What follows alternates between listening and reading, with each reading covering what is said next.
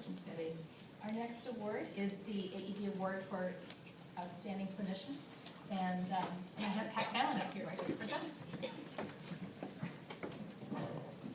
Okay, I promise not to make these slides go forward.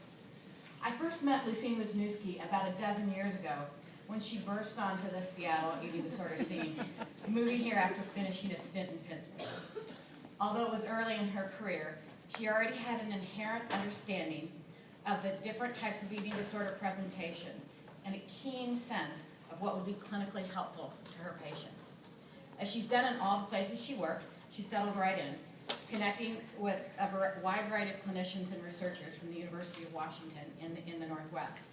She shared office space in my building, and soon Lucene's bright hair and vibrant wardrobe were a familiar sight as she walked to and from work talking on her cell phone, not wasting a moment of time. We lived close to one another, and I was lucky enough to get to know her husband and growing family. Lucene at that point had a keen questioning mind, a ready laugh, and an irreverent sense of humor. In my estimation, critical components of an exceptional clinician. Her academic work had already encompassed working with Len Epstein on obesity. In Pittsburgh, she extended her work in this area with Marcia Marcus and Walt Kay. And in Seattle, she immediately developed a relationship with the DBT community and worked with Marcia Lenahan as she studied the application of dialectical behavior therapy to the treatment of eating disorders. This is another hallmark of an exceptional clinician, the willingness to seek out new lines of thought and incorporate them into everyday practice. But it seems like the shift from student-mentee to solid therapist to outstanding clinician and mentor occurred in the decades since she left Seattle. I'm sorry to say. She's worked on a, sorry that you left Seattle. Okay, nice one, Pat.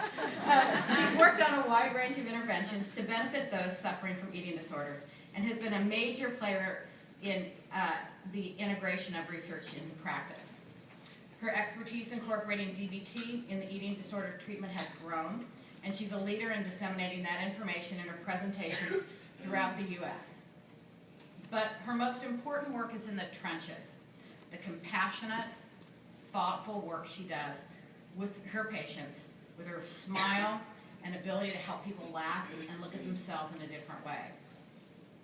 After Lucene asked me to present this award to her, I asked some of her colleagues to tell me what makes her such an exceptional clinician. These glowing responses came readily, swiftly. From a colleague in Ohio, Lucene combines a natural ease, an ability to be totally honest without a hint of judgment, and the ability to always think creatively about what needs to be done with every patient she works with. She knows the literature from every angle and creates treatment programs that use all the knowledge available. And when somebody's not getting better, she never blames the patient. She always turns to the literature and her colleagues to make treatment better. A quote from a patient, sort of succinctly summing you up. Orange hair, big laugh. From a colleague she mentored, her passion and enthusiasm for her professional activities comes across in all she does. Her commitment to learning and evidence-based practice inspires all of us to strive for our personal and professional best. Dr. Wisniewski is held in the absolute highest regard by her patients due to her direct, empathic approach, as well as to her loud, infectious laughter. There's kind of a theme there. She's a brilliant clinician and amazing mentor to others in the field. An AED colleague says, she's a genius at navigating the science practice gap. Lucene's dedicated to evidence-based practice while recognizing the clinical artistry needed to make such treatment work, as well as the gaps in the existing literature. She's also the most fun workshop co-leader with whom I've ever presented. And a Seattle colleague says this of Lucene. What makes Lucene fabulous as a therapist for the toughest situations is her ability to truly look at treatment failure with creativity and principled persistence. She doesn't hide. She allows self-doubt, and she finds ways forward.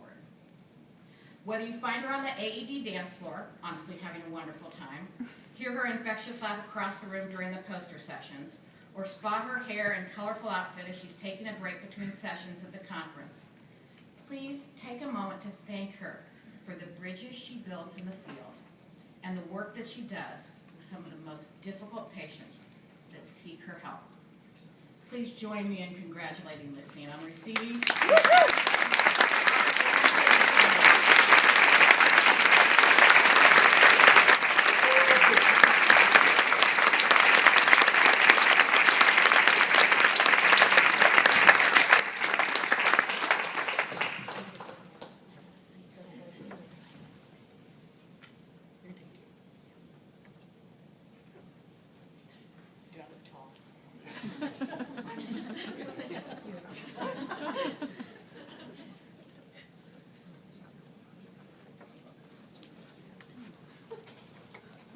Thank you, Pat. I have to say I'm relieved because since I got here on Tuesday night, Pat's been threatening me and that I had to be nice and buy her drinks or she was going to humiliate me when we got up here. And I feel very grateful. That was really quite lovely, and I really do appreciate it. I will be very brief. The irony of this award is, if you knew me in the way back, I never wanted to be a clinician. I applied to graduate school only to experimental programs. Except for the University of Pittsburgh, which didn't have an experimental program, it only had a clinical program, so I applied sort of under duress, and then somehow decided that that's where I wanted to go. And I seem to have landed there at a time when it was the mecca for eating. Len Epstein and Rena Wing were there doing obesity treatment, and that's where I started because I didn't really want to see patients. Obesity was like not messy. Eat more, eat less, exercise more, that seemed okay. And then Marcia Marcus, when my advisor Len Epstein was leaving, volunteered to take me on because I was left without an advisor. And of course in a clinical program they force you to see patients whether or not you want to. So I had to start learning how to do that. And so when Marcia took me on, which was really one of the best things that ever happened to me, she trained me as part of her randomized control trial for binge eating. So I learned how to do eating disorder treatment by the book.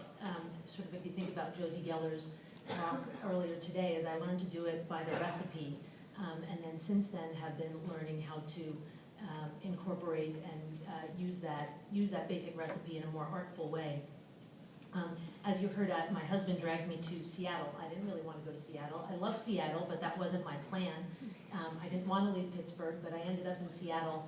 But the other thing that Pat didn't tell you is that she called Marcia first to make sure that it was okay that she was nice to me, because lots of people email her and she didn't want to go out of her way if I wasn't going to be, first rate. But luckily I passed it. And Pat really opened her door and helped me in so many ways while I was there in terms of the eating disorder piece of my work and my career. But at the same time, then I was learning DBT, which I also had no interest in doing, let's be clear. Why would I want to learn how to work with the most difficult patients? I was in my postdoc, and Marcia Linehan had come to Western Psych to train us all. And I learned DBT because I could, because I had the opportunity. And then I ended up in Seattle working with Marcia Linehan. And then finally, my husband dragged me yet one more time to Cleveland, and I didn't want to go to Cleveland either. Honestly, this is all absolutely true. I wanted to go back to Pittsburgh, but he was a public health service corps scholar. There were no openings there, so he said, "What about Cleveland? It's only 2 hours from Pittsburgh." I was like, "All right, fine." But it just so happened that there was a hospital there called Laurelwood that had been intensively trained in DBT. The administration there had been intensively trained in DBT, and they wanted to start an eating disorder program. Like, what were the chances that I would end up there? And that's where I met Mark Warren, and we started our work together developing a treatment and a higher level of care for people, for using empirically based treatments and incorporating DBT into it. I feel really lucky to be part of this community of experts in eating disorder treatment where I can, on a day-to-day basis, if I feel stuck with a patient, I can call people literally all over the world because of this group. I have learned so much by being part of the AED, and it is just an honor to receive this award. And if I could give one piece of advice to those of you in the audience who are young, and it doesn't look like any of you are, because it looks like it's all the older people, except for you, Mike, you're young, is that take the opportunities that come to you, even if you don't think that they're going to turn into what you thought. Thank you so much.